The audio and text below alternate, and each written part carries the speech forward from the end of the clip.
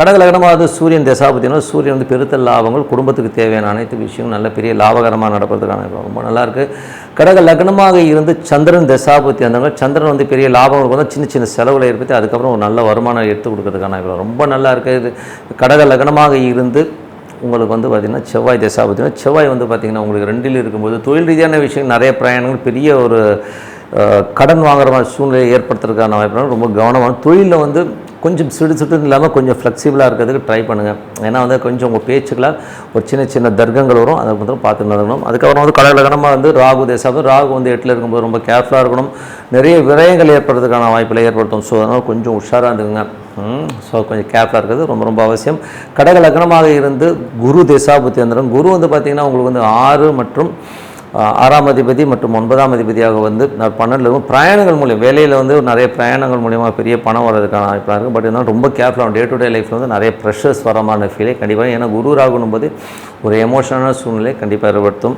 கடகலகனமாக இருந்து சனி தசாபத்தினா சனி வந்து பார்த்திங்கன்னா உங்களுக்கு வந்து 7ஆம் அதிபதி 9ல் இருக்கும்போது கணவன் மனைவினால நிறைய பிரயாணங்கள் பண்ணுற மாதிரி விஷயங்களை ஏற்படுத்தும். சில நேரங்கள் வந்து அவங்கவுங்க குடும்பத்தை பற்றி திட்டுறதுனால வந்து கொஞ்சம் வந்து டென்ஷன் ஆவீங்க. ஸோ அந்த மாதிரி ஒருத்தர் வந்து அவங்கவுங்க ஃபேமிலியை வந்து டிஸ்டர்ப் பண்ணாமல் உங்களுக்குள்ளே சண்டை போட்டுக்குங்க. ஓகேங்களா. கடகலகனமாக வந்து புதன் தசாபதி புதன் வந்து பார்த்திங்கன்னா அவர் 3-12ஆம் அதிபதி.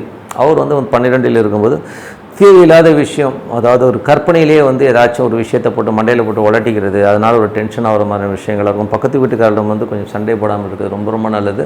கொஞ்சம் கேர்ஃபுல்லாகவும் பொறுமையாக இருக்கிறது ரொம்ப நல்லதுங்க. ஸோ கடகலகனமாக வந்து கேது தேசாவது கேது வந்து 3ல் இருக்காது. அது சூரியனுடைய சார்ந்த வந்து பெருத்த லாபங்கள் வர்றதுக்கான 2ல் உள்ள கேது வந்து பெருத்த லாபங்கள் வர்றதுக்கான வாய்ப்பு ரொம்ப நல்லா இருந்தாலும் பேசும்போது கொஞ்சம் கவனமாக பேசணும். ஏதாவது வெடுக்குன்னு பேசி அதனால் ஒரு மன உளைச்சல் வரும். ஸோ அதனால் குடும்பத்தில் வந்து பேசும்போது கொஞ்சம் கேர்ஃபுல்லாக பேசுகிறது ரொம்ப நல்லது.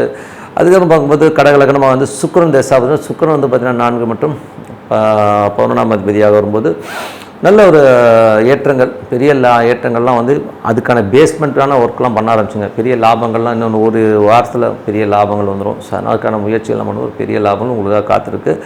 ஸோ நல்ல விஷயங்கள்லாம் இருக்கும்போது சுக்கிர தசாபதியும் ரொம்ப சிறப்பாக தான் இருக்கும். ஸோ அதுவும் வந்து யாருக்கெல்லாம் நடக்கும்போது பெரிய பணம் இப்போ வந்து எதிர்பார்க்கலாம். இன்னும் ஒரு வாரம் 10 நாள் சிறப்பான பலன்கள் கண்டிப்பாக இருக்குங்க.